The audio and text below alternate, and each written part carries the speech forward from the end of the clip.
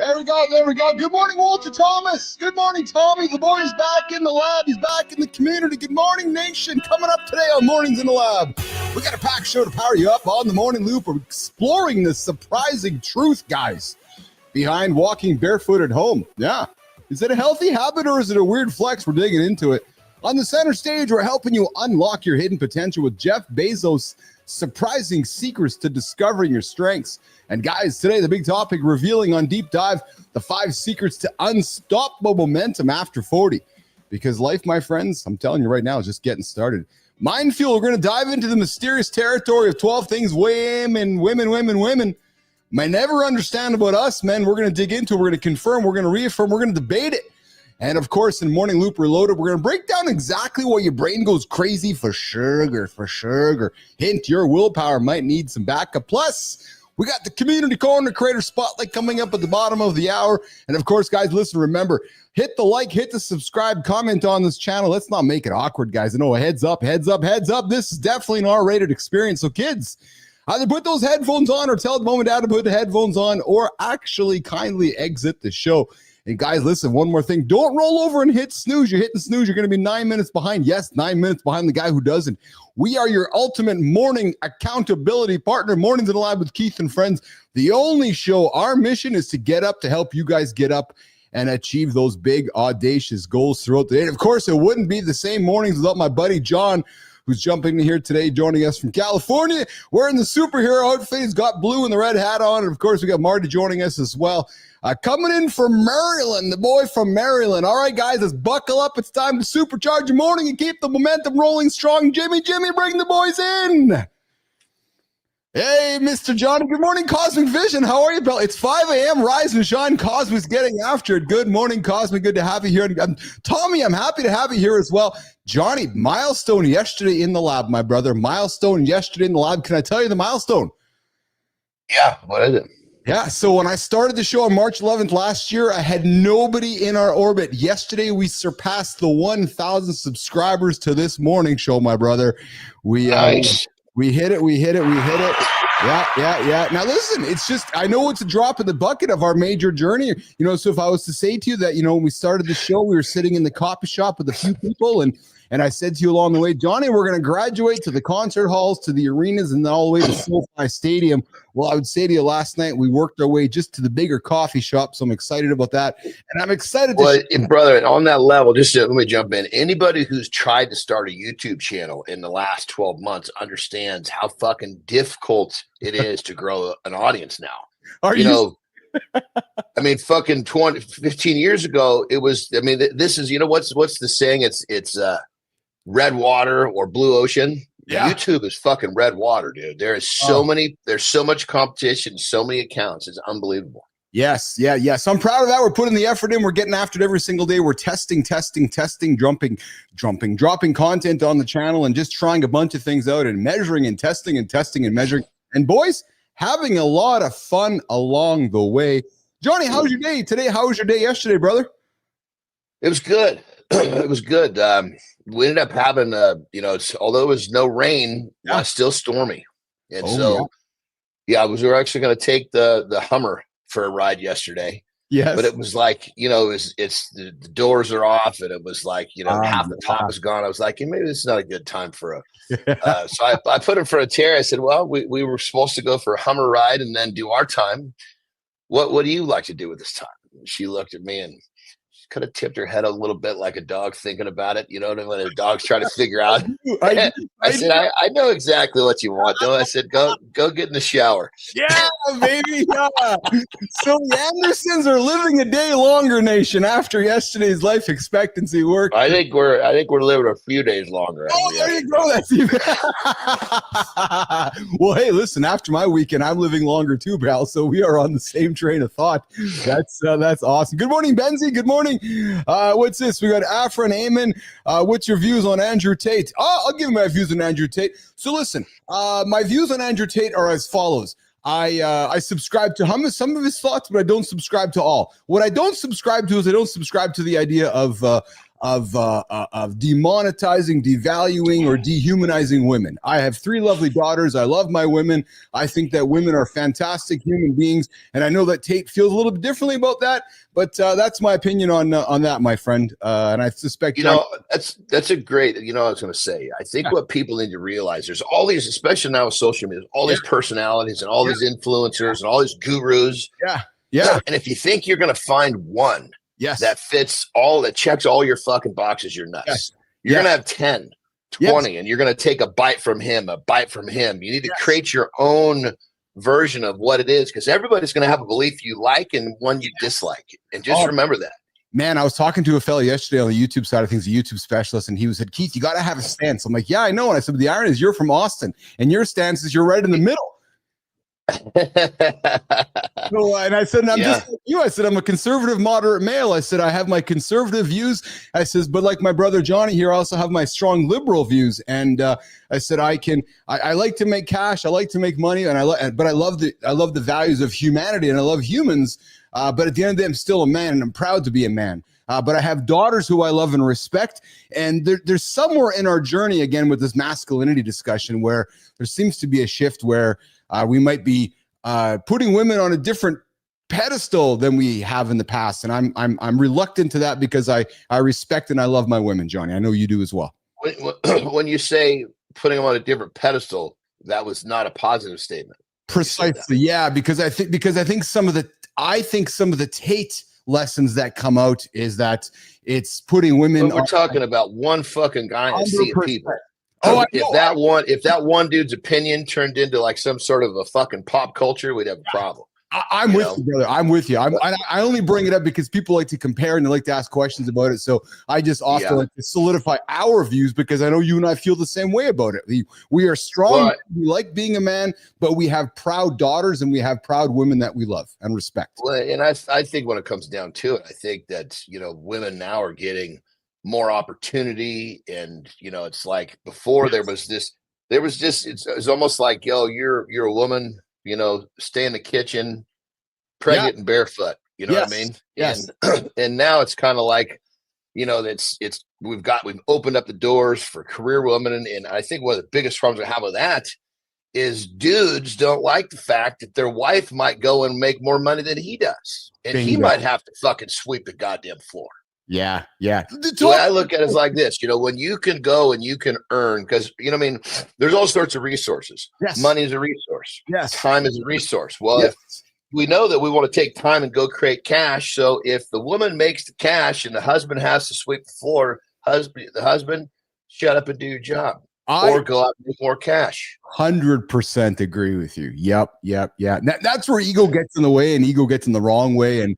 And I'll tell you though, I know that my mom and dad went through it, Johnny, where mom was on her way and she was driving her career, and my dad was like, "Oh," I said, and I know I remember the moment where it's like, well, and we're talking back when you and I grew up, and I remember that change in the household, which was okay. It looks like mom's going to be the primary, dad's going to be the secondary, and dad's role changed in the house, Johnny. Dad spent more time around the house taking care of the domestic stuff, and mom was the primary breadwinner.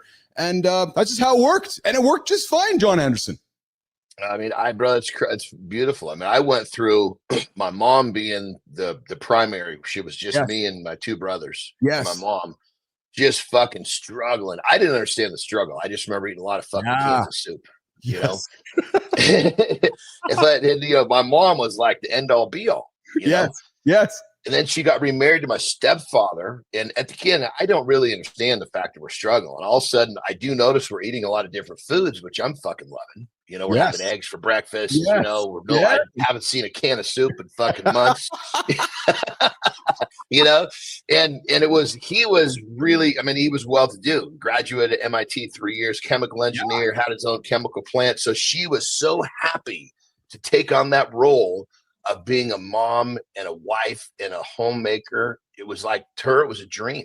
Oh yeah. And it's so wonderful to see when, ultimately she'd kind of had both sides of the fence and like, this is what I want. And he gave that to her. And that was, that was just for a woman who I hold so high on a pedestal of my life. It was just so wonderful to look back and understand that she got that. That's awesome, man. I got to tell you, man, when we talk and I listen to your past, and maybe I wonder if sometimes you listen to my past, I sometimes believe we were living in parallel universes. Because, dude, as you were crushing the Campbell soup, I was crushing the Campbell soup. We were crushing bologna sandwiches. We were crushing craft dinner.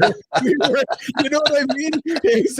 I know you know exactly what I mean. I was crushing those magazines with the same one, the Sears. I was crushing the same magazines you were crushing along the way as well, my brother. You know what I'm going to do? Speaking of back in our beginning of our lives. So I think I told you I lived on a farm for about a 5-year period, 6-year period. Yeah.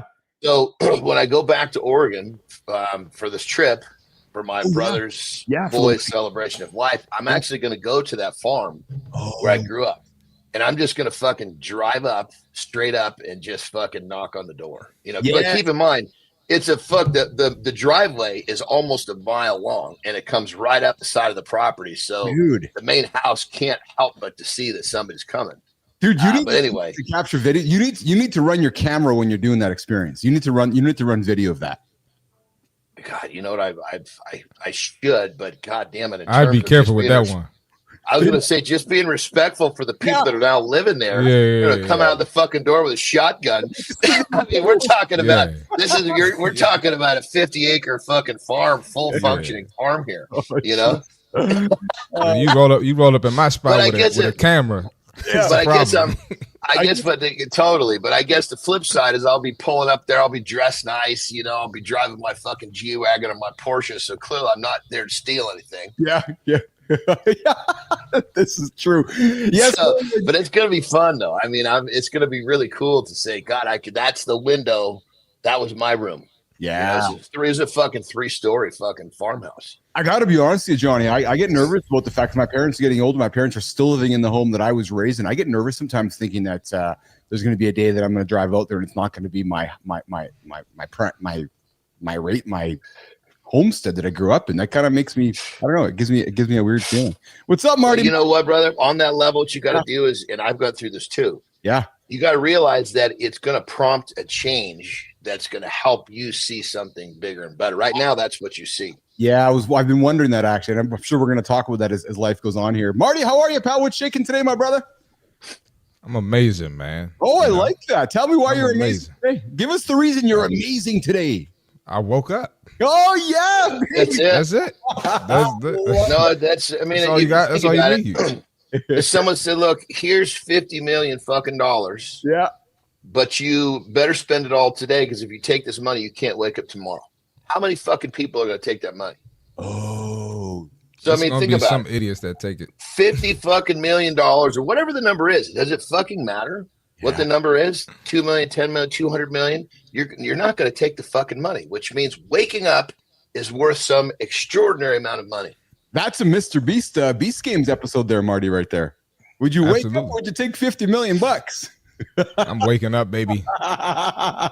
Hey, listen, Jimmy, before we go to the accountability check-in, Marty dropped an awesome video. Johnny, you're going to love this, man. Marty, you gave me the shivers when I watched this video yesterday. I know it's going to Hey, Keith, you got to admit, I'm good. I'm good at my role, man. Oh, you're fucking Marty, keep bringing him on. My role, man. Keep bringing it on. Johnny, Marty dropped the video yesterday, and he dropped yesterday morning, and I've been kind of working on pre-prep for the show here, so it didn't fit into yesterday. It's coming up here in a moment. This video, Marty, with all respect, it just shines love on Keith and Johnny here as the old guys, and it shines the light on the journey Marty's going to have as he goes through life. It is awesome. It's awesome. Jimmy, let's run this video and let's talk. And then what we're going to do is we're going to talk about it. We'll go to the accountability check-in. We'll get the rest of the show here. So, Jimmy, let's run this video, brother. More women knew about how men operated. There's 10,000 times more going on inside the head of a man than you have any idea. He's carrying burdens that you don't have a clue about. And he don't know how to express them, and he don't know what to do about it. And he figures if he puts it out there and communicates it, he's just going to be shot down, called a fool, called weak. So he carries it inside, and you have no clue the burdens and the hell that most men are carrying inside and not even showing you. The average man does not need to go get therapy for the battles and the burdens he's carrying inside. What he needs is for those that he's carrying them for to recognize that they're there and to respect it and to be grateful for it. Goosebumps over and over. The burdens that men carry that we don't share and talk about with those around us. Marty, when you saw that video, what was your immediate reaction when you saw it? It warmed my heart to hear somebody basically speak up on things that I go through, because you know, like I'll have a whole obstacle and nobody will know, and then when I share it with someone, they're like, you did all of this with that going on? Yeah. It's like, yeah, that's just part of the game, baby. That's how we men at the end of the day. Yeah. And then, you know, a lot of people will say, and no offense to therapy, I'm not down in therapy or anything like that, but one of the reasons why I never was big into it was because if I got to talk to somebody every time I go through an obstacle, this is my opinion. Yeah. I feel like I'm not going to be able to get through the obstacle as efficiently as if I figured it out. Right. Yeah. Now I have friends, I have you and Johnny I could share things with. Yeah. But I'm talking about actually going to someone who's just, you know, they're there to listen to me. I feel like I got to develop that skill to get through obstacles. So what he said, I'm not sure the guy's name, but that was spot on. I can relate to that 1,000%. That's why I felt like I could share it, because I feel like y'all could probably relate too. I can relate 1,000% as well. Johnny, what did you think when you saw that as well? I mean, it's so, I guess you say it's so true, but there's, you know, I like to make things as simple as possible, you know, and I think, Johnny. I mean, well, I mean, I agree with everything that he's saying for sure, but I think at the flip side is that there's also a point where a man can develop his personal improvement, develops to a point where what he's describing kind of becomes, it's something that he works past. He gets past those responsibilities and he takes care of the people he wants to take care of. And he gets to that point where now the burden that's on himself is from himself. Mm-hmm. Does that make sense? It does. Yeah, absolutely. It does. Yeah. 100% it does. What struck me with the video was a combination of what you both said. It reminded me, Marty, why we do the show every single day. Because you're right. You know, maybe the average man does not need to go to therapy, but he needs an accountability partner, some positive messaging, some positive reminders, some reaffirmations that we're all in this together. Like we're all in this together, right? I carry my burdens throughout the day. And as I go to bed and wake up in the morning, I look forward to our 90-minute conversation every morning because I come out of this feeling pretty damn good about myself as a man. Right. Yeah. And I agree with you too, Marty, that, you know, have I used therapy through my life? I have. But I've used it to give me tools so that when I do come up to big scenarios or big situations, I lean into that therapy and go, okay, right, that's what I need to do, right? Like you treated it as a coach and not as a life solution. Yes, so it's different. Yeah. Yes. So let me go back, like, because I feel like I have both sides of this fence. Yeah. Right. So when I was raising my kids in the house, you know, obviously when they're little, and there's all these different fucking phases, and some phases are just really difficult, you know. I mean, they're all difficult, but some more than others, you know. And that was at that point where, you know, I would say I really aligned with that video. But what I reminded myself, the way that I was raised and what happened with me, I always fell back to what happened with me is that I came home from freshman year of college and I sat down with my mom and I said, I'm first off, I'm sorry. Second off, Jesus Christ, you understood a lot more than I ever gave you credit for. Oh, yeah. So thank you. Yeah. And I remember thinking to myself, you know what? I wanted the validation. I wanted to, okay, we get it. We know what you're doing. But I remembered, and I constantly reminded myself that time was coming. And I just had to work through the fucking struggle. And it almost to the T, what I described with me happened with, I mean, Jesus, all three of my daughters. And so at that point, it's kind of like you got to get through the darkness to the light. You know, just because it's hard doesn't mean you need the light right now. Yes. You know, you're too focused on the fucking light. Focus on what you're doing. You're going to get that understanding. You're going to get that validation, you know, and then therapy, you know, fuck, I needed help going through that time. There's no fucking question about it. Yeah. And I went to therapy every fucking week. Yes. In my therapy, and I said this in both of my books, I've learned more about myself in the squat rack than any other place on the planet. Yeah. Yeah. My therapy was that. fucking busting my ass. My therapy was fucking laying it out. My therapy was, you know, taking myself to that new place. I needed to be better.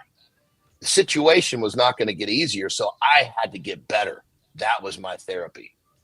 My therapy was in the squat rack, says Jon Andersen. Marty, that is a soundbite for the ages, my friend. I can very much relate to that. And Marty, I talk about this all day, man. I was just going to say, so here's what I want to do. I want to park this for today. I want to come back to it because this video, I think, stems a lot of I feel like we can dig into this for a big deep dive, and I want to do that. But guys, let's keep it rolling. We got a bunch of things to talk about. And then Marty, we're going to come, Jimmy, we'll come back to this topic, if not today, later on in the week, because I want to get into more of this one.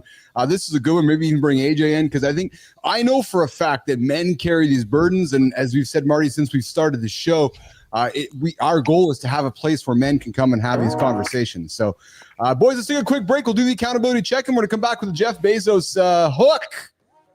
Yeah, I don't know what about, actually. I don't have my notes in front of me, but we're going to talk Bezos in a few moments. Guys, you ever have one of those days where life just gets in the way? You missed a workout, you broke the streak, routine out the window, and suddenly, consistency, it just feels harder than ever. Well, listen, here's the mistake. Thinking that you need to catch up. Oh, I got to catch up on my sleep. Oh, I got to catch up on my workout. Oh, I got to catch up on my work. Like if you don't go if you don't go all in tomorrow, you're going to fall behind. But here's the reality. That's how people stay stuck. Instead, I'm going to invite you. Reset fast and move forward. You ate like garbage? We'll go for a 20-minute walk. Reset the brain. Don't overcorrect. You missed that deep work? Tackle one leveraged task, not 5. Feel good about that one accomplishment. Own it. You slept in? Okay, you slept in. You slept in. You can't change it. Hydrate it, get some sunlight, and own the rest of the day. I'll tell you right now, if you own the rest of the day after sleeping in, you're going to forget about that sleeping and you're going to get after it tomorrow. But here's the real unlock, man. You build a fallback plan before you need one. Whether you want to burn the boats or not, perhaps the fallback plan is what you need. Have a 10-minute go-to workout for busy days. And that 10-minute workout could be for a walk. Just go for a walk. Get up off your chair. Do some squats. Do a wall sit. 10 minutes out of 720 in a day is nothing. But pick that one morning habit to keep, no matter what. Lock in a single non-negotiable, because, guys, the game isn't about never slipping. You're going to slip. You're going to make a mistake. You're going to fall. True motherfucking story. But it's about making sure a bad day doesn't turn into a bad week. And listen, if all else fails, remember this. Lean in. It's always okay to begin again. Yes, true story. Don't beat yourself up. When the streak ends, you have some bad food, you sleep in, just start again. It's called life. I know this thing for sure. Next Tuesday's coming. And so is the next Tuesday after that. And so is the next Tuesday after that. So whether you want to live a life of stop and starts, or you want to live a life knowing that it's okay to begin again, the choice is yours. Life is a loop. Live it. There you go. The accountability check-in. Mornings in the Lab with Keith and friends. All right, Jimmy, let's bring the boys back up here. Let's keep it going here. Guys, before we get to the center stage topic, here's what we're going to do here, Jim. I'm going to do a little audible here. I'm going to throw something on the stage here quickly to get into because I'm kind of fascinated by this one. And then we're going to get to Marty, and we're going to keep the show rolling here. But guys, listen, you ever wondered, Johnny, I was thinking about you when I wrote this, when I got the story organized yesterday, but have you ever wondered if walking barefoot at home is genuinely good for you, or is it secretly causing harm? I found some surprising truths. I got some interesting fucking feedback on this one. Jesus Christ. I'm curious to what truths you found, because I got some truths for my own fucking feet to share. Marty, the guy always had his real life truths, man. We got science truths, we got Jory truths, we got AJ, Keith, and Marty truths. Then we have Jon Andersen truths. Today, we're That's the truth. Yeah. So John, is that my role in the show? A little bit ago, Marty said my role is to get the videos. Is that my role to have the truth? Yeah, we have alternative facts and we have Jon Andersen truth. So today we're uncovering the surprising truth behind walking barefoot indoors. You don't need a community note for John's truth. Oh, speaking of which, I don't know how this just popped into my head, but Terry has actually been going through this phase where she's waking up early because her sleep's been screwy. Yeah. She's like, you better tell the boys if they want to take advantage of getting me on the show, it better be when I'm waking up early by myself. Oh! So we should probably think about that. Maybe when we get back from our trip, we'll try to drag 100% that. Yeah, let's do that. We'll drag. Keep in mind, she's got to go from that warm fucking bed out to the fucking guest house to get set up here. And maybe she'll do it barefoot, but we absolutely have to do that. Today, we're going to uncover some surprising truths about walking barefoot indoors, exploring what the science says about hidden benefits and overlooked risks. And here's what I found fascinating and why this matters to us. Why should you care about this everyday habit? Because, Johnny, it directly impacts your foot health, your balance, your stress levels, and even your overall well-being. The difference between comfort and chronic pain might just be beneath your feet. Now listen, walking barefoot indoors can actually strengthen your foot muscles. Like we know, it enhances proprioception, that's your body's sense of position and movement, and even reduces stress by grounding you. But the studies show that freeing your feet from shoes can decrease fungal infections, improve sensory feedback, and potentially enhance the brain function. But here's the catch. Going barefoot at home isn't without risks. It can aggravate foot conditions like plantar fasciitis, Achilles tendonitis, and might increase your chance of injury or infections, especially for individuals with diabetes or compromised immunity. The reality is, if you have compromised immunity and you're walking around your house with bare feet, the odds of you getting sicker go up because your feet are picking up all the stuff around the house. John, what kind of experience do you have on the bare feet situation around your house? Well, I got to a certain point in my life where all of a sudden I didn't have to wear shoes, meaning I just, like, perfect example, like right now, if I'm going to wear shoes, it's because I'm going to go to a gym, not here on my premises. Yes. Right? Yes. So I will wear shoes 3 fucking times a week. Because I go to the gym when Terry wants to go out to a gym, that's when I put on shoes. So I would say on an average week, say over the course of the last, I don't know how many years, you got shoes on my feet 3 times. Really? 6 hours, 7 hours a fucking week. Really? Yeah, most people put those fuckers on to wear them all day. I used to be that way too. I put those things on at fucking 4 a.m. I wouldn't take them off till 9 o'clock at night. Right?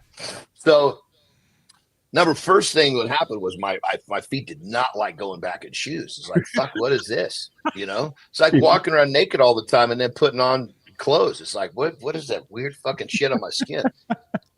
Anyway, so it was great, but then I started to all of a sudden notice like I'm having these I guess these uncomfortable feelings with my feet. Like, what the fuck is going on? They're getting really sensitive. So I started looking into it, and Terry's actually helping me. And I guess as I understand it, and this is so stripped down, so this is not scientific. Don't quote what I'm saying, and I'm just really making it simple. So shoes, when you're wearing socks and shit, what it's doing is it's kind of like exfoliating.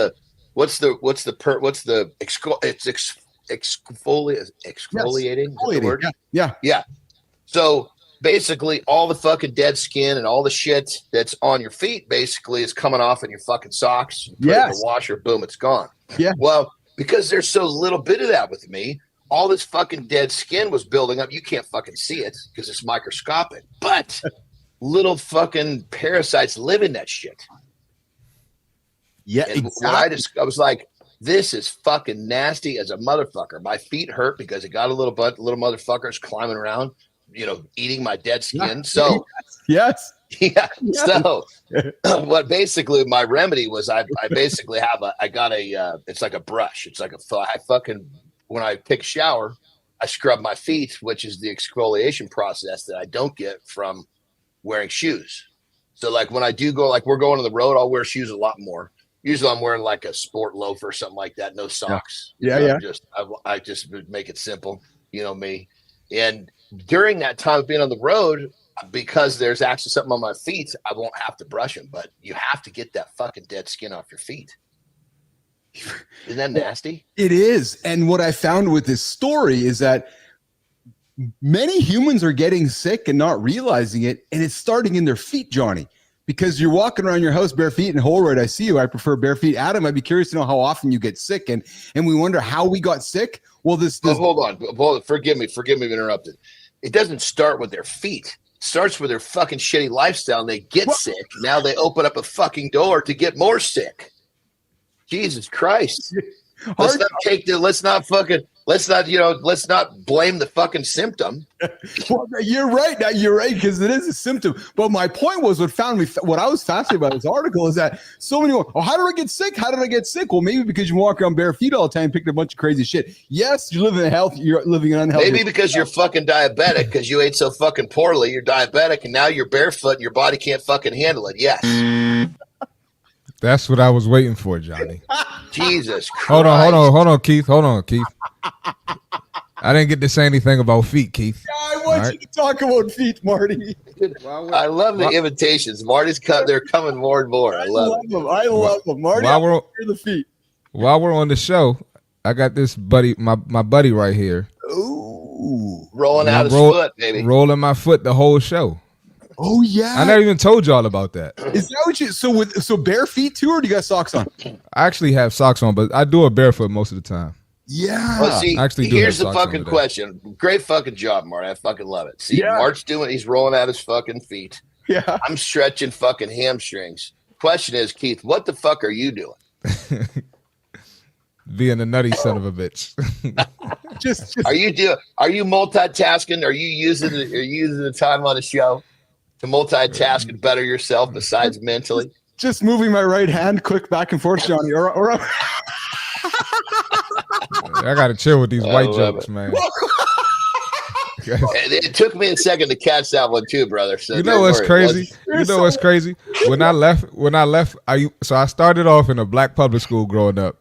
My mom put me in an all boys white school in middle school, and they'd be like, dude, is that a white joke, dude? Like, you guys, you remind me of the middle schoolers. You're stuck hanging out with two old white dudes in the morning who's simulating ambidextrous masturbating on the show, left hand, right hand.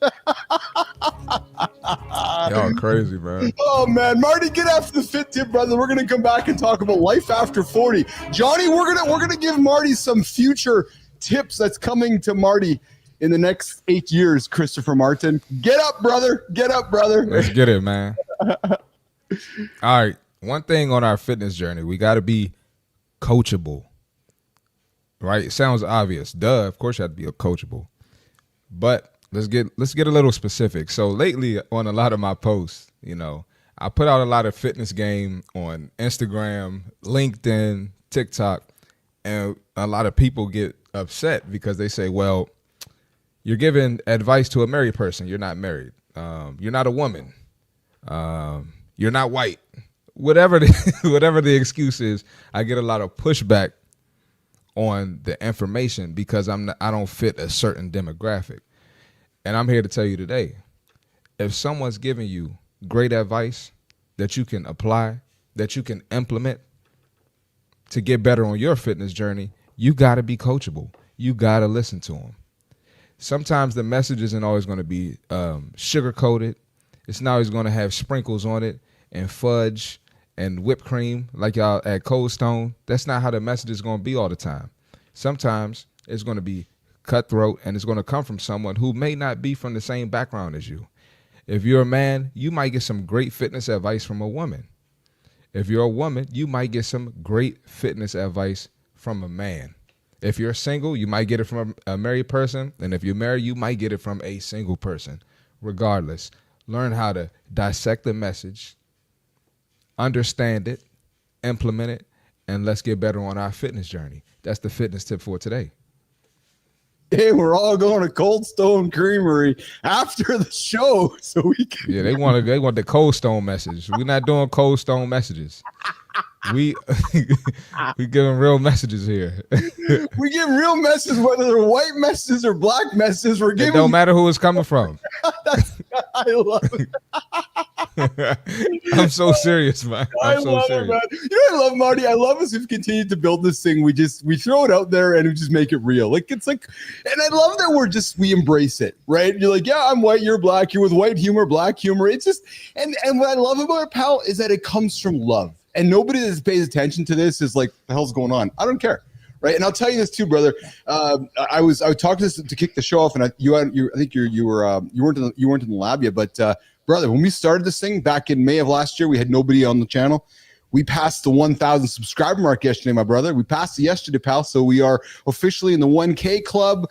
Yes, baby. We are growing the show. We're past 1,000. We dropped some more. We've been dropping some testing along the way, but my brother, we are rocking and rolling and having a lot of fun with it too. Congratulations, bro. Yeah. Let's keep it going. Let's keep it going. You know, we're going to keep going. Is it, you ever, hey, boy, Holroyd, good time. Good morning, guys. Brown Baldy, good morning. Here's the question. What's up, Brown Baldy? You ever felt like hitting 40 is like standing at a crossroads? Now, I know Marty's not there yet, but I picked out this article because I thought we can talk about it to give Marty a kind of heads up of what's coming. Because today we're going to unlock 5 secrets for unstoppable momentum after 40, proving that the best chapter is still ahead of you. And Marty, I'll tell you right now, man, it was 38 for me where I kind of woke up and realized that, okay, I started getting some confidence and started going into it. When I got into my 40s, it was obviously 40s are a big deal for me, but embracing these secrets that we're going to talk about can reignite passion, boost your health, deepen relationships, and enhance your overall quality of life, making 40 your most powerful decade yet. And I'm gonna get into this one. Here's how I'm gonna kick it off. Where is my okay? So what I found worked for me, guys, was Johnny, when I hit my 40s, was embracing my inner rookie, realizing that wow, I still got much ahead of me. I found that my confidence was better. I found that I was finding myself. It took me later in life, but it's this idea of embracing that I still had a big life ahead of me, and that 40 wasn't kind of a midpoint or an end point. It was really the start for me, and it was a realization. And it, like I said, it happened for me between 38 and 40. But once I hit 40, it was really true to me that okay, this is time to rock and roll. Johnny, when you hit 40, what was there? Was there a moment for you that we can teach Marty about that was a pretty pivotal moment for you? No. No. This is fucking. I mean, nope. I get where everybody's coming from. Yeah. And 40 is this pivotal fucking thing because everybody's convinced you it's this fucking pivotal thing. Just keep doing shit that fucking scares you, that keeps you driving, and you won't notice what decade you're in of your life. Well, it's interesting when you say, what did you say? Keep failing or keep trying? What did you say there? Keep doing things that scare you. Yes, because psychological research suggests that when you're hitting your 40s, this idea of failing forward needs to accelerate. And they encourage men to accelerate that whole idea, right? Like embrace the idea of failing as you hit your 40s, Marty. 40 fucking 2 years old. 42. Yeah. I basically decided to have never done a bodybuilding competition before. I said, you know what? Time to go get my pro card. Yes. People are like, you can't do that. No, I guess we'll find out. Yeah. Oh, that's awesome. That's what's up. My point is that this is something that fucking people in their 20s shoot to do. Yes. And people will try their whole fucking lives and not make it. Yes. But the idea that and part of what I heard was, oh, you're 42. Well, okay. Because they're programmed by, the rules of society. I don't subscribe to those rules. Yeah, absolutely. Embracing, your inner rookie, prioritizing your personal board of directors. Again, some additional research and studies have suggested that finding and ensuring and confirming that you have supportive, challenging relationships around you are going to help you and enhance you as you go through your 40s into your 50s. Very much setting up the next stage in your life, Marty. And then talking about this idea of physical vitality. We talk about it always on this show, right? But as you hit post 40, and there's two ages in our life, 44 and 62, where we mentally and physically change, right? So hitting 40, Marty, as you're going at it now, if you keep focusing on physical vitality, it's going to confirm your superpower as you look towards 40. Marty, question for you, brother. You turned 32 last week. 40 seems like a lifetime away for you. But as you look towards 40, what kind of things do you think about, if I can ask you that? Think about hopefully marriage and kids. Yeah. So like I'm like, damn, I want to have at least one kid by 40. Yes. Yeah. So I always think about that. And then as far as just, I don't know where exactly I want to go, but I know what the direction I want to go in as far as like business and career. Yeah. So I think about that all the time, and that's pretty much the top two. There you go. And the other thing, and maybe where I want to live too, because I don't know if I want to stay where I'm at. I might want to. Interesting. Yeah. Might want to get up and go somewhere else. In country, out of country, or that's just kind of something in your mind you think about. We'll see, man. I don't know. Yeah, there you go. So nation is tuning in. I'd be curious to know what you guys are doing, or as you've hit your 40s or past your 40s, and what has worked well for you. And the other thing here on this list is that this idea. But real quick, let me just, if I was going to say, if I have what to do, do something that scares you. 100%. Because when you're fucking uncomfortable, you're willing to do the shit you wouldn't do when you're comfortable. So if you're like, oh my God, I'm 40, I need some. Don't go fucking buy a Corvette. Yeah. Do something that fucking scares you. Say, I'm gonna try to fucking train for a marathon, or maybe that's too big of a bite. I'm gonna train for a 10K. I'm gonna do this. I'm gonna do that. Do something that you don't think that is gonna be fucking easy or even possible. That right there, that Corvette is gonna fucking actually help you develop. Yeah. The real Corvette, all it's gonna do is fucking sit in your garage and cost you a fucking car payment, for Christ's sake. Yeah, so I guess if there's anything I can speak, I believe I can speak on behalf of me and Johnny here. We both have made our big purchases with the big cars in the garage there. I would say it's not a regret, but it's a life learning lesson. And I agree with Johnny. Don't go buy the Corvette. Don't go buy the Tesla Roadster. Don't go buy the Porsche or the. Hey, I'm still getting a Cybertruck, man. But I'm gonna do some other shit too. Yes, exactly. So, but keep in mind, Marty, when you're buying that stuff, you're buying it because you're working through that part of your life of giving yourself the gifts. Yes. Yep. Don't buy the fucking vehicle because you're at that point where you're looking for some fucking spice in your life. Yes. Gotcha. And here's one thing I learned too, Marty. I'll share my own learnings. Don't buy it brand new, because there's actually because that's the first one regret I've made in my life is buying vehicles brand new. And even though everybody tells you, when you drive it off the lot, you're losing 20%. I don't care. I need to go buy it brand new. No, give me your 20% first and go buy a used one, and then I'll take your 20% and I'll put it into the bank. And you come back to me 10 years later and say, Keith, thank you for convincing me not to buy brand new because I got some money sitting here. It's just somewhere in that 5,000 mile range is perfect. Yeah. Yes. Because you know what, Marty, what I've learned, nobody cares whether it's brand new or used other than that is true. Whether it's except for your own ego. Because if I walked up to you with your Cybertruck and you're like, yeah, I got a Cybertruck, I probably don't care whether it was John's first or it was yours first. The fact of a Cybertruck, it's pretty cool to me, right? So that if that statement saves you 20 grand, go take the 20 grand and go do something else. That I've had to learn that lesson myself with weight. Oh, we know. I saw it. Yeah, exactly. Keith, what the fuck is this? And you figure if somebody that has an expensive vehicle only has it for 5,000 miles, they haven't had time to abuse it yet. Yeah, exactly. Johnny, I think you'd agree with me. Not enough men. Here's the conversation we can own too. We talk about owning snoozing. I think we can own this one as well. Guys, do not go buy brand new. Just don't. Go and save your money and keep and Johnny. Check this out. When we bought our fucking G-Wagon, the front two seats had clearly been sat in. The back, all of the fucking plastic was still in there. Even in the front, like that real thin, clear plastic that goes over all the fucking the carbon fiber, all that shit was still there. Yes. Yeah. And they didn't even use the back seat. Exactly. Nobody ever got in the fucking back seat. The The little fucking, it was like, yeah, it was, I mean, it was, the seatbelts had never been fucking clicked together before. It's exactly right. It's exactly, and you know, good time, buy a demo and Adam Holroyd, nobody cares if it's new, and why do we care what they think anyways? And Adam, that's the key point. Why do we care anyways? And you know what? When I see Johnny driving in his G-Wagon, Marty, I don't really care if it was used or brand new. I just know Johnny's got a G-Wagon. That's all that counts. Yep. Right? All that matters. So, awesome, guys. Well, listen, let's get to the let's go to our lifestyle tip here. We're going to wrap up our segment. Here, the bottom line over 40, guys, it's coming. Embrace it. I agree with Johnny.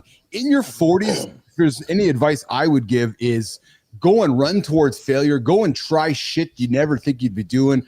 And when you hit 50, accelerate that, man, because you're just starting. I'm going to add this real quick. I know I'm younger than y'all, but at 32, when I talk to the guys in their 20s, I didn't realize how stupid I was in my 20s. So I know, and you're gonna feel that every day. I'm gonna feel that. I know I'm gonna feel that when I'm 40. Like, dang, you were stupid at 30. Oh man, so I'm looking forward to it. I think about some shit, Johnny, probably like you do back when I was 20. Some stuff I can't even remember. And then it comes back to my head, and I'm like, oh man, what a fucking idiot I was. Like, what an idiot. Somehow I fucking made it. Yeah, I know. I'm like, oh, I made it through that. Okay, all right. Lifestyle tip with John, and then we're gonna come back with AJ and get into some minefield discussions. Let's get after, boy. Come on, man. What are the reasons you're not exercising? You don't have enough time. You're tired. The kids, work, the list goes on and on. Well, here's the thing. That list is the exact reason why you should be exercising. Because when you exercise, you'll have more energy, which means you'll have more time, which means you'll have what you need to give the kids and your wife. So all of these reasons you're hiding behind are the exact reasons why you should actually be doing what you know you need to do. There's not a perfect time. There's not a perfect place. Just fucking start. Take the first step. I promise you this, the first step is always the hardest. Once you get out of the gate and you start feeling better and your life starts improving, why would you want to stop? And the best part about it doesn't take much. 30 minutes, 4 or 5 times a week, and you are all set. So stop hiding behind the reasons why you shouldn't exercise, because those are the exact reasons why you need to start. Rock and roll. Oh, just start. Just start. All you gotta do is just gotta get started. Once you get started, you do one day, you do second, you do third day. Hey, you just gotta get started, right, brother? It's the most important thing, man, is taking the first step. Yeah. Hey, AJ, you just we're just having a discussion with Marty about chasing 40 and what happens after 40. And I know since I've met you and you become my brother from another mother, I've always aspired to be like you. You're 10 years younger than I am, and I've always thought to myself, if I can be as mentally strong as this young man and physically strong as this young man, I'm in pretty good shape. And you hit 40 a couple years back. Any advice for the youngster on the show about hitting 40 there, Mr. Zeglin? Yeah, just I'm not sure what you guys talked about previous to this, but so I don't know if I'm repeating anything here, but I would say just lean into it and just keep going. Like, you hit 40, and if you're anything like myself and a lot of people out there that I talk to, you probably have an increased awareness of your own mortality, and that you realize that you're probably not going to be around forever, and that's okay. So go make it worth something. Go make it mean something, right? Go try things that you want to try. Go do things, like have that courage now at this point in your life to be like, yeah, I've made it this far. Like, let's go. And I feel like in my first, I'll be 44 this September. So my first 3 years in summer, whatever, into my 40s here, I feel like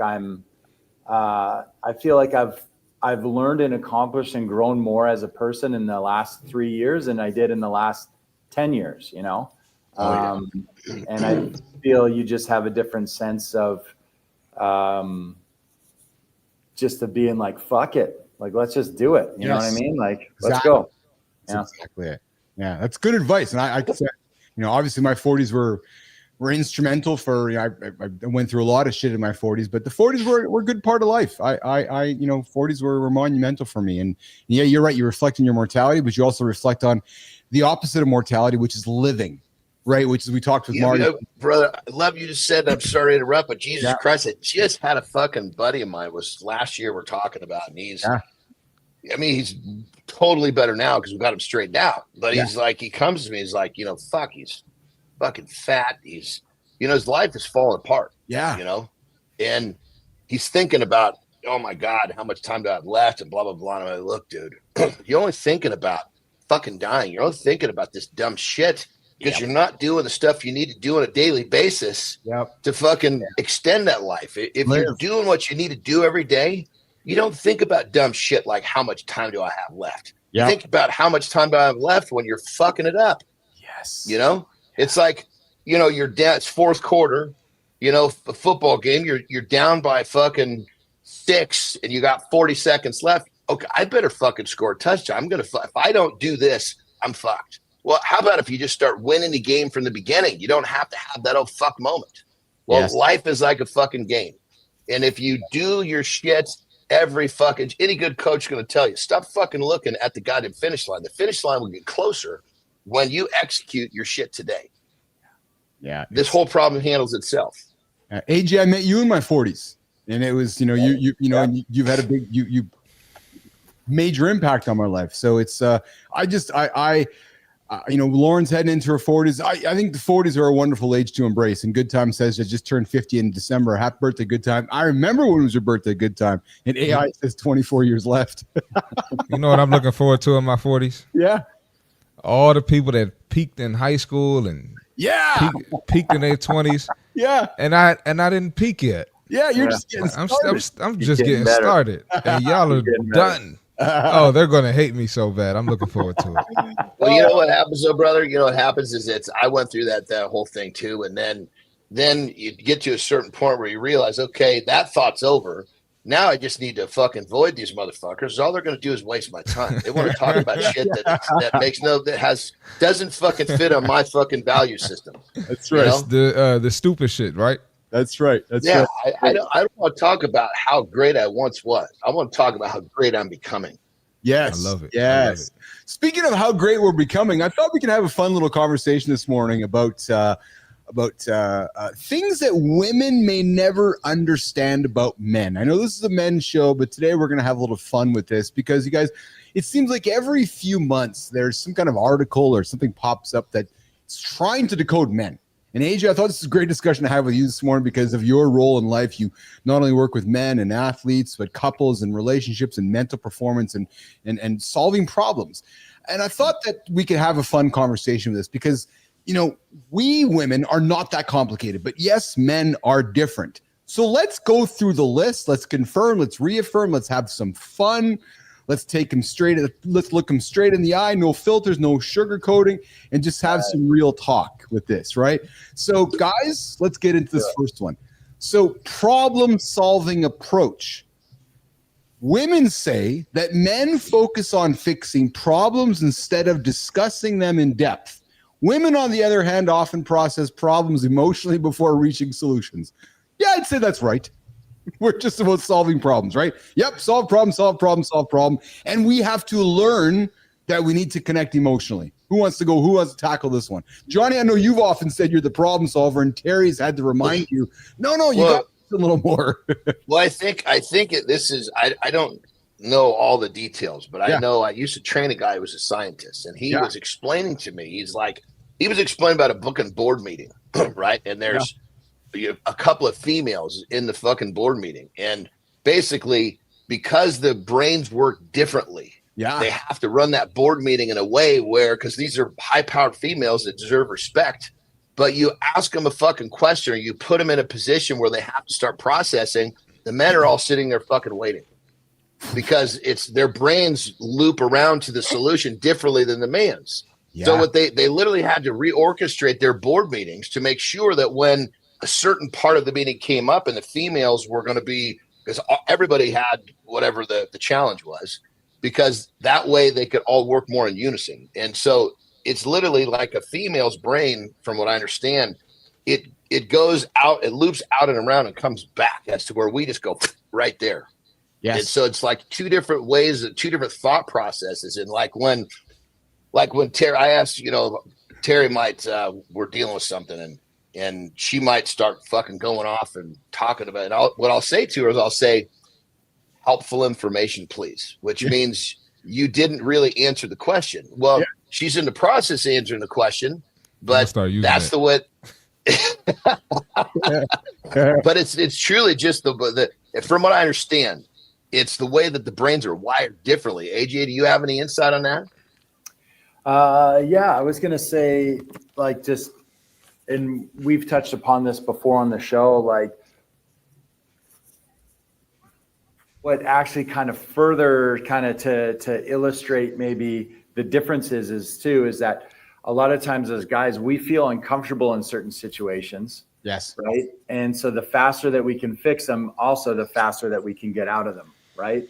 So if we find it a little uncomfortable, if we're sitting there and all of a sudden my wife is crying, and emotional about something that she's processing and working through, and I'm like, I feel almost a little uncomfortable in this like emotionally vulnerable moment. How do we escape it and get out of it as fast as possible?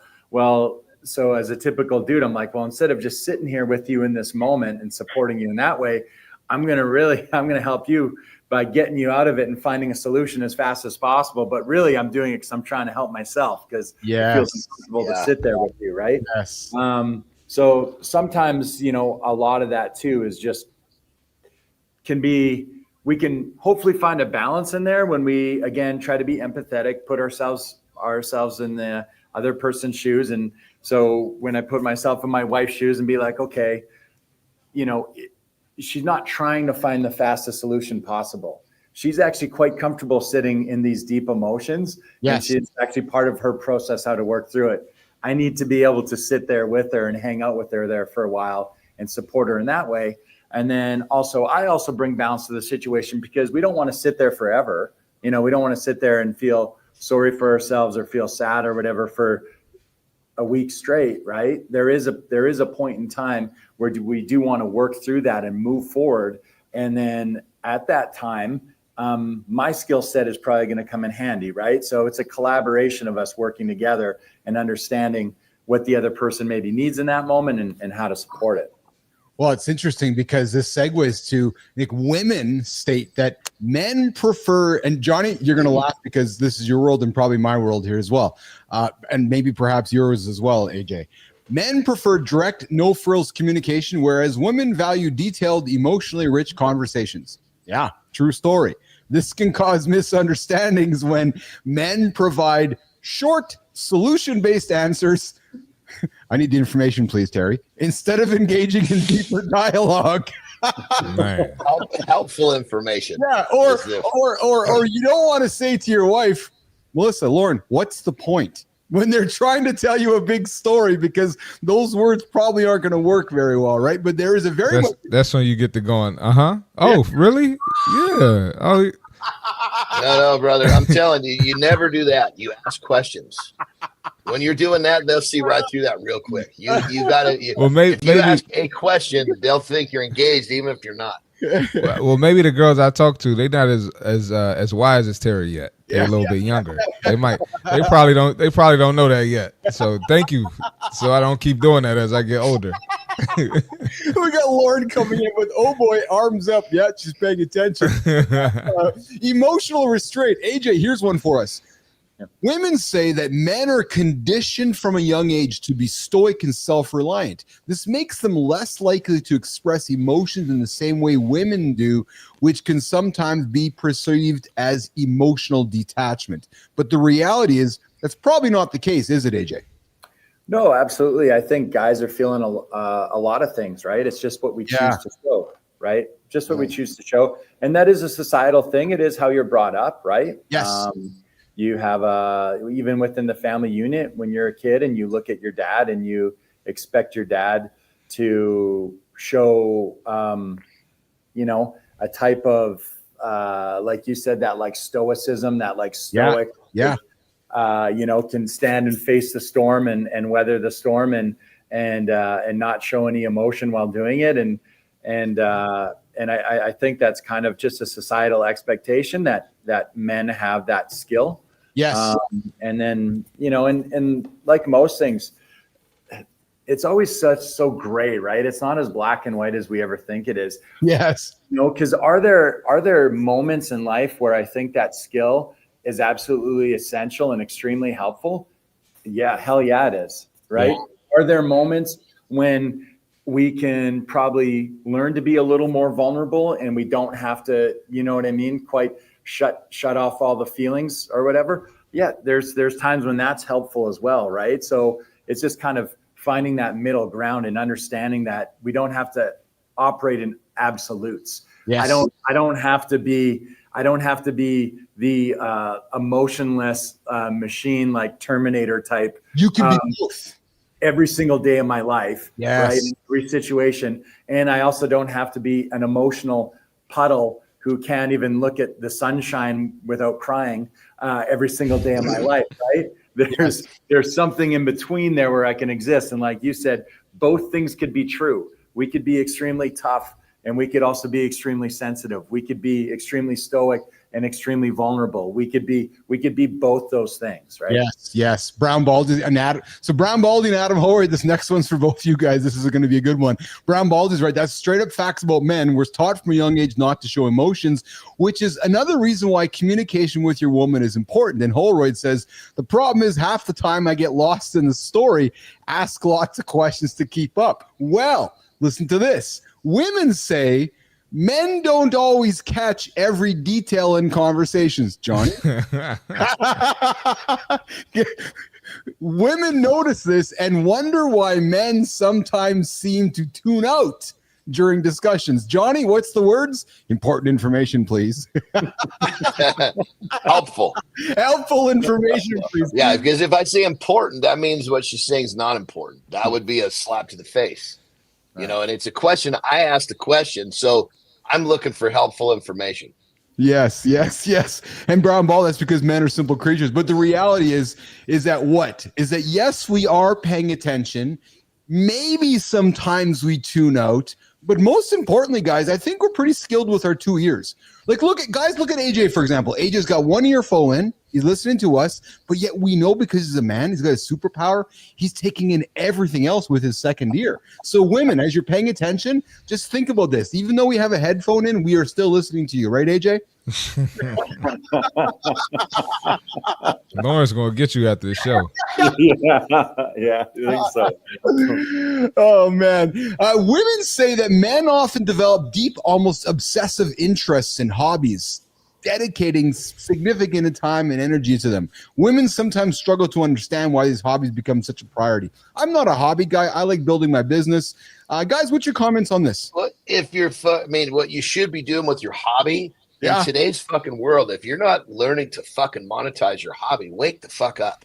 Yeah, who has hobbies in 2025? Isn't Jesus Christ. Isn't fuck, man.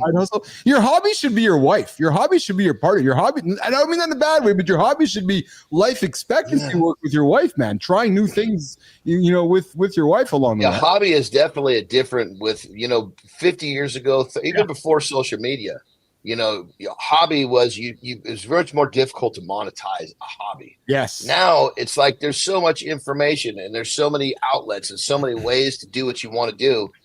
If you're not taking something that you want to do and turning it into an income stream, you're just really not fucking thinking very clearly. There you go.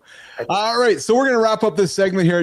Just some fun things that women may never understand about men. We'll wrap the whole segment up and drop it later. AJ, any closing comments on this before we wrap up with you? Anything that we want to have some laughter or humor or enlighten the audience on about this segment? Well, I was just going to chime in there on the hobby part. And a big part of that is we could use whatever terminology that we want to, if we call it a hobby or a side hustle or an interest or whatever you want to call it. Yeah.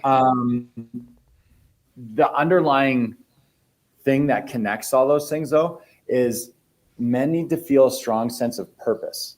Yes. You need to feel purpose in your life. You need to feel. So I know you say, Keith, that you don't have hobbies now, right?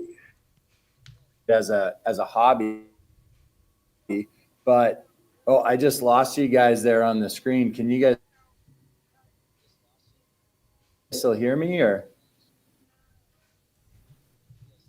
Yeah, we got you there, AJ. Yeah, we got you. Is that AJ or is that me? Are you here? Hello? I'm here. I'm here.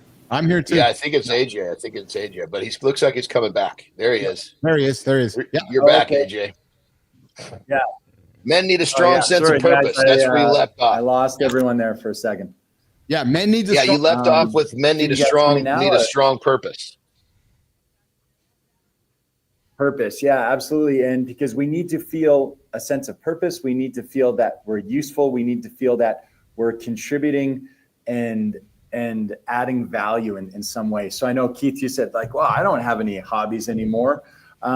So, you don't have a hobby, but you have this show, right? And within this show, it gives you a sense of purpose. That you're making a difference. You are helping people. You feel you're contributing in a positive way, right? Society. And I think that's what, when you look back so many years and guys used to have hobbies or whatever, and even maybe before you can monetize them or what you could do, people would be like, oh, what does this guy do for work? And maybe he's like, oh, I don't know, he does this. And the guy maybe feels no passion or purpose behind it. You'll find some of those people dive deeply into a secondary interest that they have, even though that might not be their job or how they pay their bills, because they're not finding that sense of purpose, going every day to work at the license plate factory, stamping license plates or whatever, right? But then they go home and they're into like fishing or like working on their car, and they belong to this community of other people that love to fish or work on vehicles.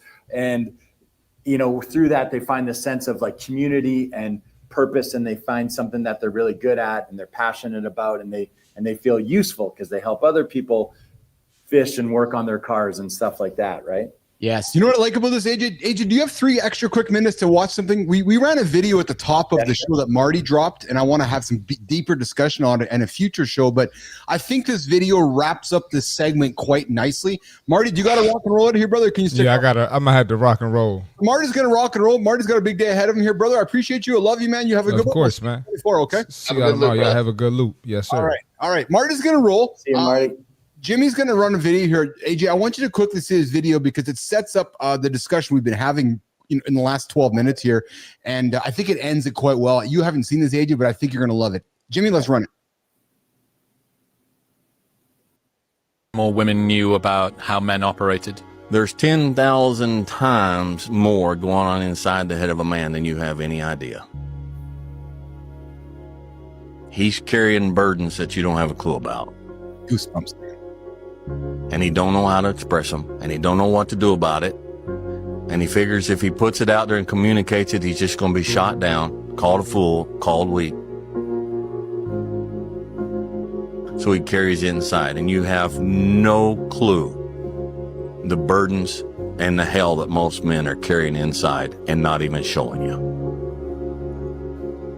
The average man does not need to go get therapy for the battles and the burdens he's carrying inside. What he needs is for those that he's carrying them for to recognize that they're there and to respect it and to be grateful for it. Ooh, I got goosebumps and I got motion in my eyes. AJ, when you see that, what do you feel when you see that? Yeah, that sums it up perfectly, right? Doesn't it?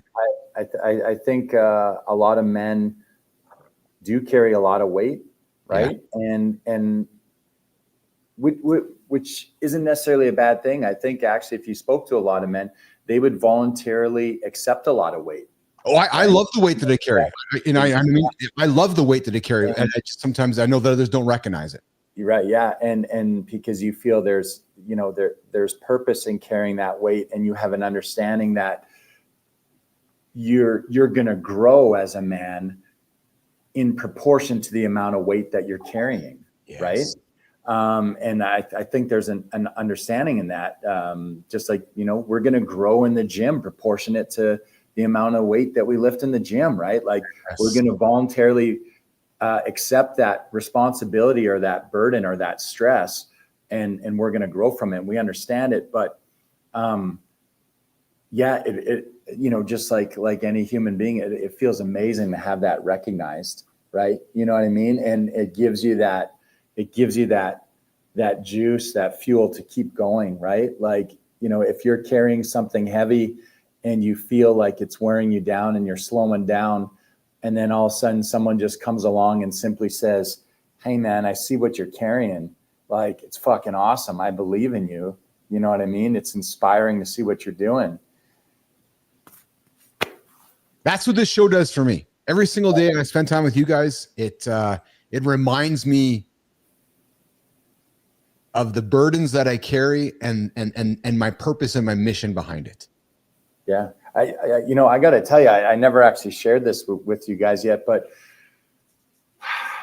sometime shortly after Christmas, we jumped on one of these, a mind fuel session. Yeah. And for some reason, I came out of that whole Christmas holiday season this year, and I told Melissa, I said, it's really weird. I said, I feel so extremely low for some reason. And I said, I'm not sure why. I said, I feel lower than I've ever felt in my whole life.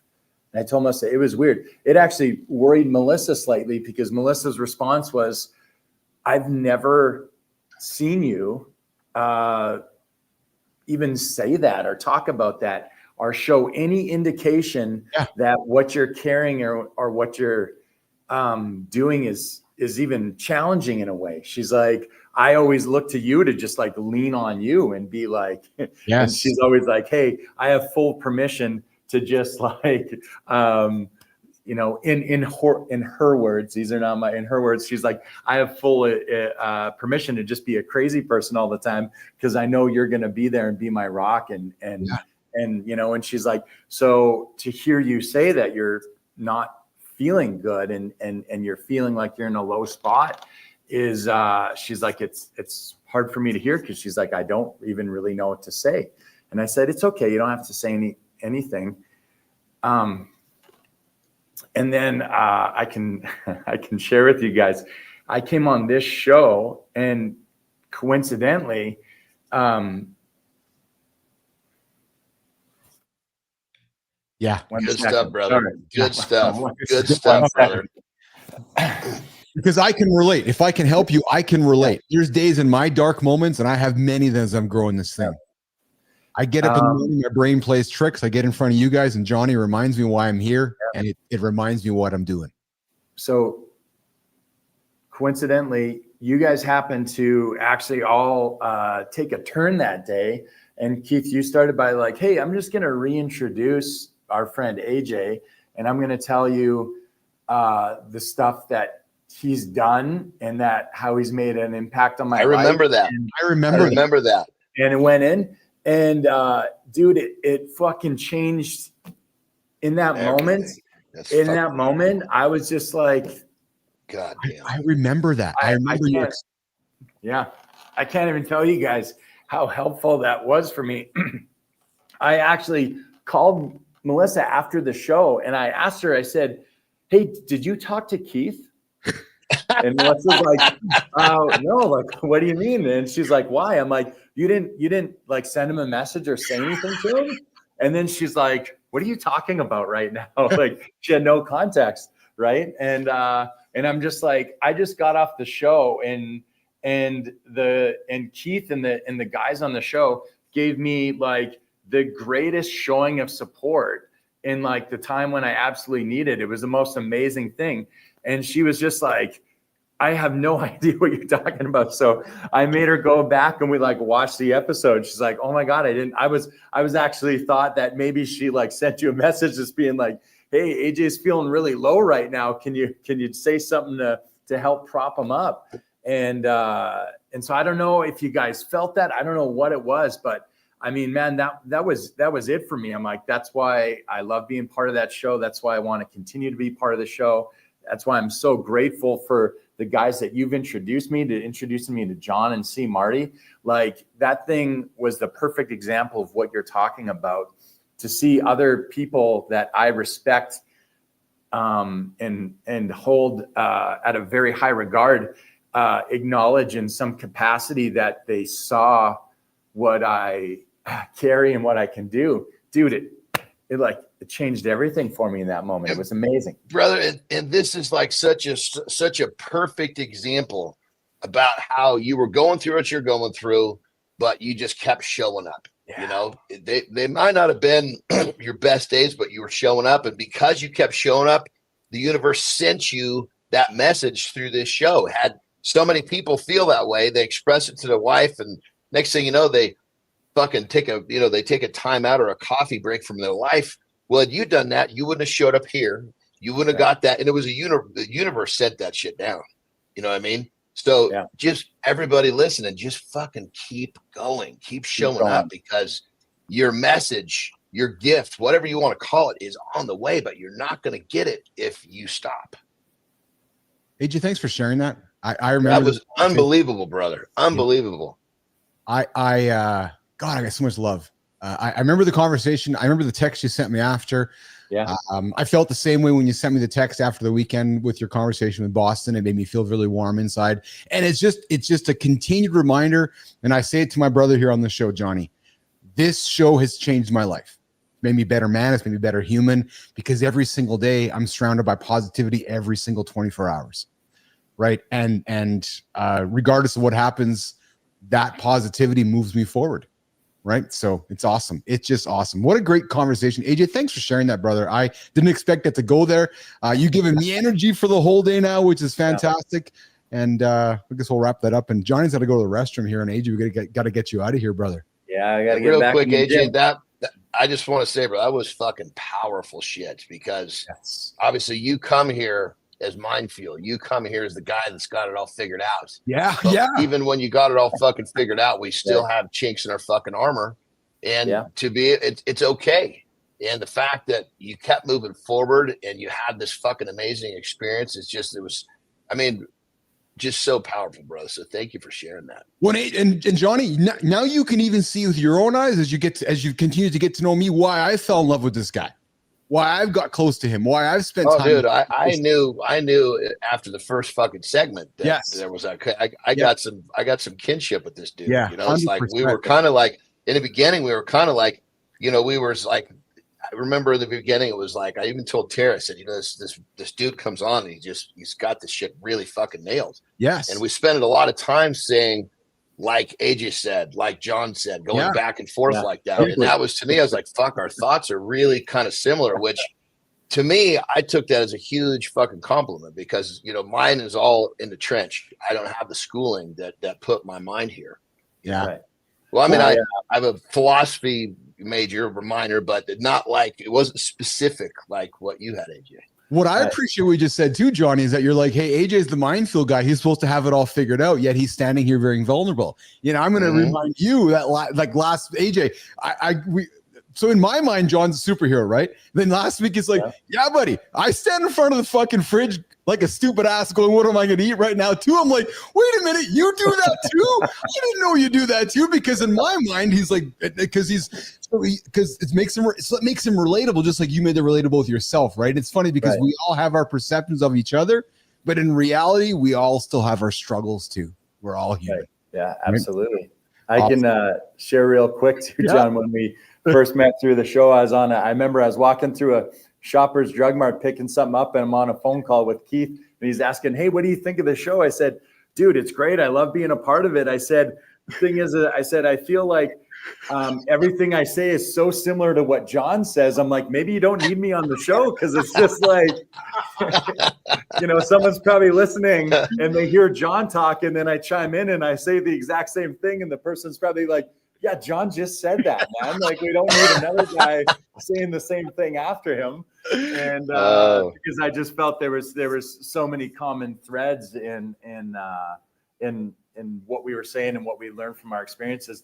But I really appreciate it, and I really love, like, listening to you talk about a lot of stuff has also brought a lot of light bulb moments for me, right? Yes. Because you have this ability. So you go and you learn this stuff through school, right? And you have your formal education, and you read the textbooks, and you go through the theory, and you sit in the lectures, and you write the papers and you do the stuff. And then, and it's great. And that's how you kind of learn. And then you have someone come in and just kind of be like, this is what it actually looks like in real life. Yes. You know what I mean? Yes. Like, and this is how you deliver that message in real life. And it's concise and it's to the point and it's honest. And there's a lot of stuff that you've said that I've been like, oh yeah, that's it. Like that whole thing that I learned and that we talked about and that we studied, that's what Jon just said in like a sentence or two. And that's what it looks like though in real life. That's the real world application of it, right? Which is important. So I've actually learned a lot in the delivery of some of the information that I have, just listening to you and your experience and how you've gone about it, right? It's been really helpful for me as a therapist. Yeah. Well, brother, I've learned a lot from you too. That's why, it's like two fucking great anythings sitting down, having a conversation. They're having the same conversation. They're just kind of illustrating it from two different positions. Right. Well, and AJ, that's been the fun with Jory too. Jory brings her smile and her humor, and she brings all her great experience and knowledge. And then she offers this, and then Jon's like, boom, boom. Jory's like, yeah, exactly what he said. It's just perfect. Nice compliment, right? It's like we set it all up, and then Jon gives the real life experience, and it's just It worked out quite well. So, hey, before we let you go, pal, I want to share with you. We passed a big milestone yesterday on our channel. We passed the 1,000 subscriber mark. We're now going to the next milestone. So we, a year ago when we started this baby, nobody was here, and daily now people are showing up, be part of the conversation, and you're a big part of that. So I want to thank you for your time with us, hanging out with us, and building this baby. All right. Awesome. Yeah, man. I appreciate just being a part of it, man. And that's awesome. I look forward to, the next 1,000. It's coming. Well, listen, I'm going to walk you guys both out. We've had an exceptionally long conversation here. I know for a fact I've spent enough time with Johnny AJ that he's doing the squirm right now. So so Johnny's going to get out to do his restroom break and get off for the rest of the day. AJ, I know you got to rock and roll as well. I got Jimmy going Bilous. We got to get ahead on some of our community corner stuff. So Johnny, been a great show, man. It was not how I planned it, but that's okay. That's how this thing works. Great conversations today. Great engagement from the audience. A lot of good men's stuff. AJ, what do you got going on today, brother, before we say goodbye? Yeah, I'm just in the gym for the rest of the day. Nice. And then a deep cheek day for myself. Yes. And then, baby. I had one of those yesterday. Love it. Nice. And then I think I'm going to go. I know, I finally got done with hockey season here with my kids' hockey, but I'm going to go support. There's 2 young men that work for me in the gym, and they have a playoff game tonight. And one of them, it could be potentially be his last junior hockey game of his career, and he's just an exceptional person. So I'd love to just be able to be there in person and watch him play and support him. Awesome, Johnny. What do you got going on today, brother? Well, we're actually going on the trip. So today's going to be kind of getting everything packed and ready to go. You know me, I plan everything out. So there's not a lot of question marks in that 7 day, because we're actually going on Tara and I, we're making a road trip out of it. We're going to be, so I'm going to plot the different towns. So we'll drive to a little town, it's going to be really, we're going to take a back alleyway too. So it'll be like a little, I don't know if you want to call it a country or a mountain town where we'll stay and go check out go have a meal, and just going to have a fun week of travel, if you will. That's awesome. That's awesome. Johnny, I'm meeting with Mr. Shitter today. David Sowers. Going to hang out with Sowers here in a couple hours this morning. Going to chat with him. We'll do some business stuff. And I got a meeting later today with Daniel Intronella. He's been on the show as well. Johnny, he's Daniel. I know you remember him. You won't right now, but Daniel, I got to meet with him later today as well. And working on tomorrow's show, and then big game tonight for Carter. He's got a big playoff game tonight as well to hopefully wrap up that series. But that's my day as well. So boys, I appreciate you both. A lot of gratitude. Johnny, looking forward to rock and rolling in less than 24. The loop begins again tomorrow. Have a good loop, brother. All right, Johnny's going to get out of here. AJ's going to get out of here, and Keith and Jimmy. See you, AJ. Thanks, guys. All right. All right. There we go. Hour 2. Woo, baby. What a fun show today. I say it all the time, but it's my show. I can say it's fun. But here's the thing. I also know when they're not fun. I also know when they're kind of like, nah. So after the show, I'm like, okay, 0 to 10, 10's being awesome. 5 is not bad. 0 is mediocre.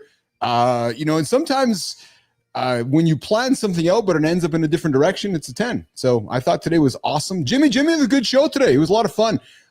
We did not get to many of the topics I wanted to get to, but that's okay. We just left it going with how it went.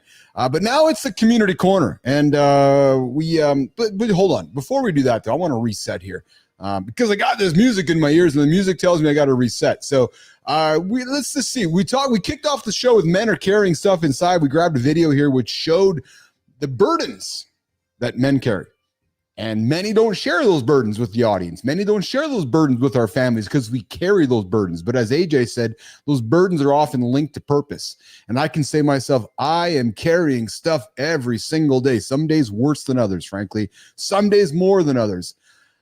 I've never done something harder in my life than what I'm doing right now. I'm full transparency, full vulnerability. Building this from scratch, not going and raising a bunch of money, paying out of my own pocket, putting in 16, 18, 20 hours a day. I'm not complaining. Do not hear this as complaining at all, anybody. No, not complaining. Love, purpose, mission. But I can't do it without all of you. So I appreciate all of you guys showing up. But I go back to, the burdens we all carry. The burdens that we often have a hard time disseminating to our loved ones. But they're there. I can tell you they're there. And sometimes these shoulders look strong. They're fucking carrying the weight. We also talked about, we got into why you should maybe not be walking around barefoot around the house. Or if you enjoy walking barefoot around the house, just be aware that those bare feet might be making you sick. True story. We got into that as well this morning. We talked, we did not get to that one. We talked about the accountability check-in, and we did not get to the Bezos conversation. We talked about life after 40. We talked that when you hit your 40s, boys, the good times are coming. Yeah, true story. The good times are coming when you hit your 40s. We had that conversation as well. And then we had a big chat with AJ around things that women think about men or women may never understand about men, and we reaffirmed them, confirmed them, or denied them. And what we also came to the fact is we got to listen, and we do process things differently. Like this, what's the book? Men are from Mars and women are from Venus, or something like that. I'm not too sure. Anyways, all right, Jimmy, let's do this. Let's switch the music over. Woo! There we go. All right. We are going to get to the community corner. This part of the show, which is where we celebrate humans on the LinkedIn and Substack platforms. Yesterday, we celebrated the dude yesterday. Man, the guy came, knocked on my door. He's like, this is awesome. I'm like, yes, baby. He's like, why'd you celebrate me? I said, 'cause you're doing great shit. He's like, all right, that's pretty cool. Okay, so Jim, I got the Substack one up first, pal. I'm pulling it up here. There it is right there. All right.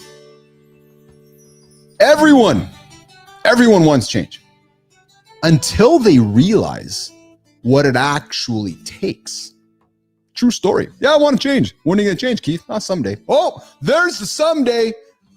But that's not part of the week. No, it's someday. Someday I'm going to choose to change. Someday they want the dream body. Someday they want the thriving business. Someday they want the $1 million mindset. But when reality sets in, reality's here, they stop. They second guess. They quit. Why? Because they chase the goal without thinking about the cost. And let me remind you, there's a cost with every goal we chase. The guy we're celebrating today, that was him in his mid-20s. He thought losing 40 pounds would change everything. Oh yeah, losing 40 pounds can change my life. He tracked every bite. He did endless cardio, gave up social events, drinks, anything that didn't fit his plan. Then he got the abs. He's like, oh yeah, I got abs, baby. Woo, flexing abs. But then he realized that he didn't care. Because here's the thing. Nobody else cared either. Nothing in his life actually changed. That's when it clicked. That's when it clicked in his head. And if you're listening to this right now, maybe this is you. You'd be like, yeah, I just shed my 50 pounds and I got abs. Nobody cares. Yeah, I got this nice car. Nobody cares. Most people don't fail because they can't do the work. They fail because they never ask themselves this. Is this even the right goal? Now, this fellow, through his Substack, Change Made Easy, he's helping people rethink the way they approach habits, success, and personal growth. He's not here to sell you some magic 10-step formula. No, baby. He's here to tell you the truth, that you don't need extreme goals, you need the right goals. You don't need more willpower, you need a system you'll actually stick to. And if you're miserable chasing a goal, it probably wasn't the right one to begin with. Nation, I'm going to invite you this morning to meet Jimmy. Let's get it up there. I want to invite you to meet Paul Levitin. What's up, Paul? If you've ever hit a goal and thought, that's it, that was the big moment, well, listen, Paul's writing will change the way you think about success, because real progress isn't about proving something to the world. It's about building a life that actually works for you. I invite you to check out Paul Levitin's Substack to get engaged. It's called Change Made Easy. He's helping people rethink the way that they approach habits, success, and personal growth. Paul, here's how it works, my friend. Love the work that you're doing. Love the content that you're creating. Love to have you on my show. Would love to have you here celebrating somebody in your world, somebody who you think is doing great work. So I'm inviting you to Mornings in Live with Keith and Friends so you can pay it forward and celebrate somebody in the next Community Corner Creator Spotlight on behalf of you, Paul Levitin. All right, Jimmy, there we go. There's our Substack creator this morning, Mornings in Live with Keith and Friends. Our next one coming up is somebody we're going to pull out of the LinkedIn platform. And this one here is, we're going to talk about some small business. Jimmy, let's talk about small business with this one. Get the music back on. Yeah. Because if you've ever tried, listen, pause. Look, if you've ever tried running a small business, you know the truth. Most people don't start a business because they love sales, operations, or finance. They start because they're good at a thing. Like, I got an idea, I'm good at it. The problem is being good at the thing isn't the same as being good at running the business. Nah, true story. That is when reality kicks in. Customers, they don't just show up. Yeah, my doors are open. Why aren't the customers showing up? Oh, the money is not managing itself. And working harder isn't always the answer. A lot of business owners learn this the hard way. The guy we're celebrating, he did too. Back in 2017, this dude co-founded a manufacturing company in the construction industry, grew it to millions in revenue, saw the highs, saw the lows, and had many sleepless nights along the way. But instead of just pushing through, he did something different. He figured out how to fix it, how to get the systems in place, how to free up his time, how to turn a business into something that actually gives you time, money, and freedom. And now he's helping other small business owners do the same. No gimmicks, no overnight success stories, just real strategies that actually work. Guys, if you're tired of putting out fires, chasing distractions, and feeling like your business is running you, you need to meet who we are going to celebrate next. Jimmy, Mornings in Live with Keith and Friends is excited to celebrate Jimmy, Chris Archer. Yeah, baby.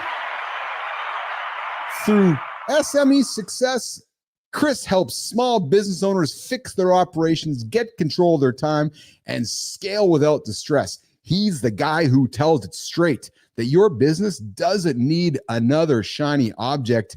It needs a system that works. And I invite you, check out Chris's content on LinkedIn, because if you're serious about turning your business into a real scalable machine, one that doesn't run you into the ground, Chris Archer is the guy to watch. Because the difference between stress and success, guys, it's not luck, it's systems. And Chris, he's going to show you how to build them. So on behalf of Mornings in Live with Keith and Friends, we are celebrating Chris Archer here on our Community Corner Creator Spotlight. And if you own a business or the business owns you, you got to talk to Chris Archer. He will help you put systems in place so you can step out of the business and run your business instead of being always in your business. And Chris, here's what we want to do for you, brother. We're celebrating you here this morning. We'd love to have you in the lab so you can celebrate somebody in your world and pay this experience forward. There we go. It's the Community Corner, the Creator Spotlight with Keith Bilous, producer Jimmy on the buttons. And wrapping up the Community Corner segment where we take celebration, we take humans on Substack, we take humans on LinkedIn, and we celebrate them. We take a light. Why? To introduce you all to them.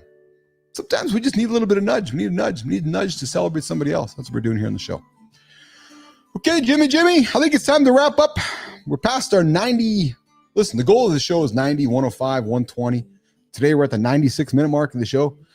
I invite you, subscribe to our channel, like the channel, tell your friends, tell your family about it. We go live here every single day, 8 o'clock Eastern time, YouTube, LinkedIn, and X, the only morning show for men, the only morning show with a purpose to help you guys get up, be the best versions of yourself. Get up, not hit the snooze button. Get up, hit those big audacious goals.